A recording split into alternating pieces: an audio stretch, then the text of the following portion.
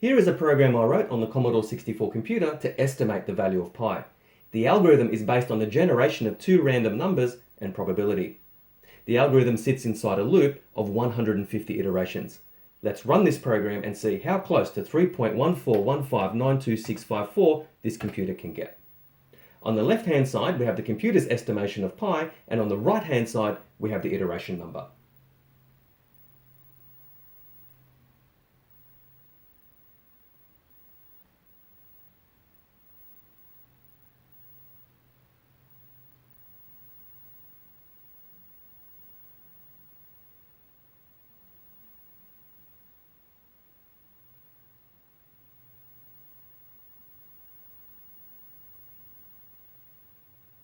So after 150 iterations, the computer's estimate of pi is around 3.25.